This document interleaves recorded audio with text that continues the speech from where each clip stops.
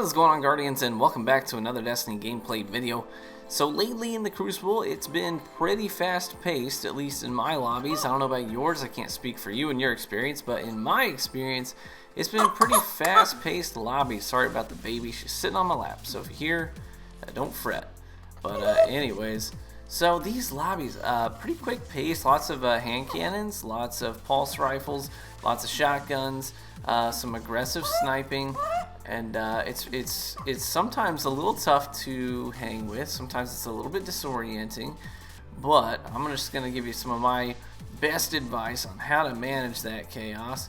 One of the things you can do is use your vertical space well. So this three-piece here involves jumping and sliding, and then jumping again and pulling a 180. So it's all about mobility. If you want to hang with it, then you need to be just as disorienting and fast-paced as the people who are coming at you. Now that doesn't mean that you have to bum rush. That's not the same thing. But being mobile does not equal being aggressive. You can still be a passive player and be highly mobile.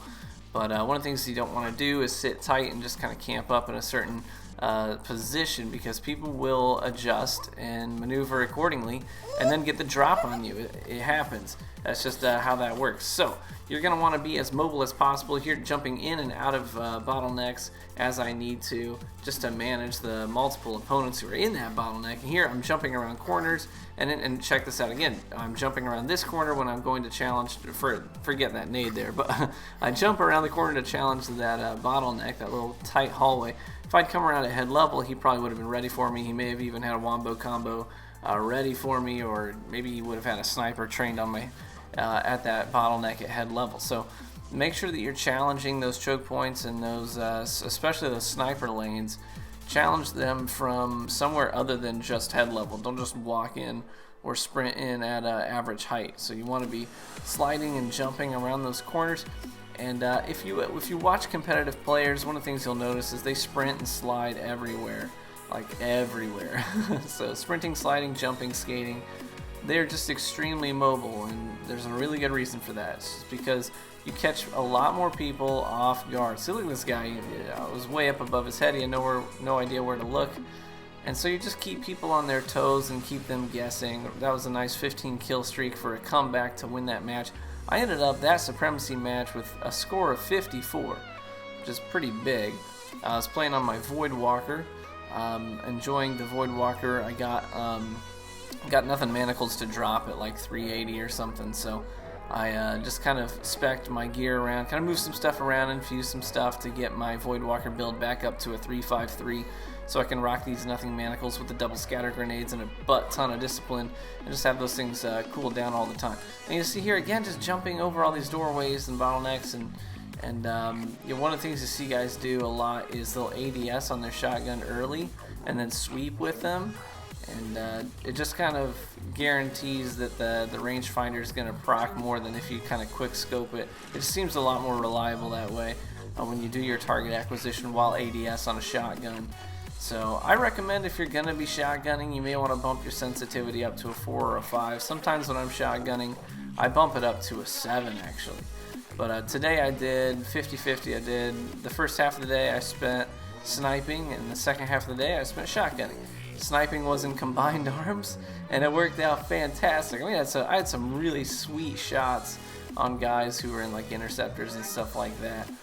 But and then I switched to Supremacy, and then this game mode is just all about translating kills into points, and that works best with a shotgun or a fusion rifle, where when you get the kill, you're close enough to pick it up pretty quick.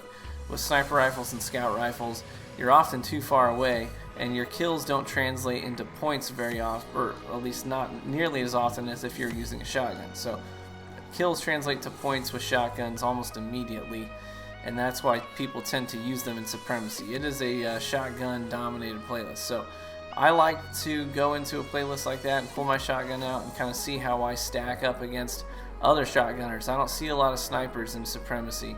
If you're one of them, then good for you, kudos. I see maybe one on each enemy team. That's about it. Usually the rest of them are running shotguns and fusions of some kind. So Make sure that you are being mobile, you are not walking just head level into choke points and bottlenecks. Use your vertical space. So you see a lot of times, especially with shotguns, it's all about jumping around doorways and baiting doorways.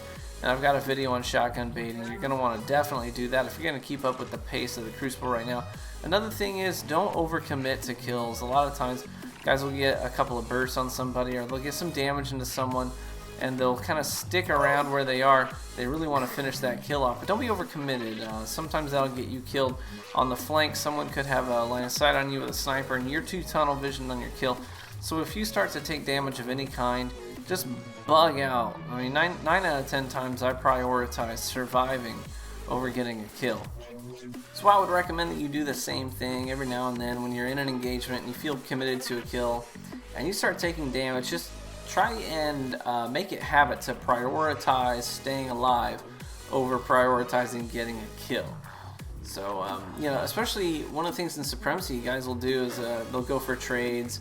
They won't bug out of engagements when they're alone in a particular area, and in that case it's a loss. Like, a trade isn't winning, a trade isn't even breaking even, it's actually losing, because the other team's going to get both of those crests and you're not going to get any points for your kill. Here again, 52 points on that Supremacy match, so it kind of went off there. So I'm enjoying using my my hawk saws, my primary in Crucible right now, and my palindrome. Those are the two go-to primaries for me right now. And in the secondary slot, I'm using one of three things primarily. I'm either using my Devil's Dawn. I really like the Devil's Dawn, although I did just infuse my Defiance Yasmin to bring that up, because I feel like I snipe aggressively a lot better with a Defiance than a Devil's Dawn. Devil's Dawn is a little bit more of a passive kind of a sniping that I use that for. So I'm using you know, one of those snipers, or I'm using a Saladin's Vigil. I absolutely love that fusion rifle, and I've just been doing a lot of work with it in the Crucible, and I don't see myself moving away from that anytime soon. I really dig that thing.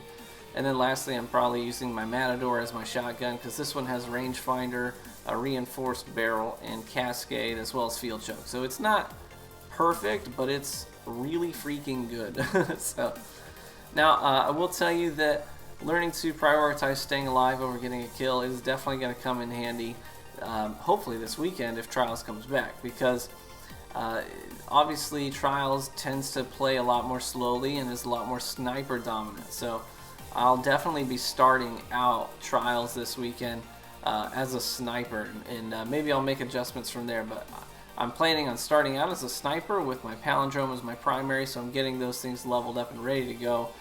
And in anticipation that that will be my go-to loadout as well, definitely using my Void Walker. You know, I love playing Stormcaller, but for elimination I find that I tend to play a lot better as a Void Walker. I like having the grenades, I rely on those heavily, and as a Stormcaller that doesn't work too well. So anyways, hopefully you guys are hanging in the current state of the Crucible. It's a little fast-paced, but hopefully that'll even out a little bit as Trials comes around, hopefully this weekend. And guys, I look forward to catching you in the Crucible.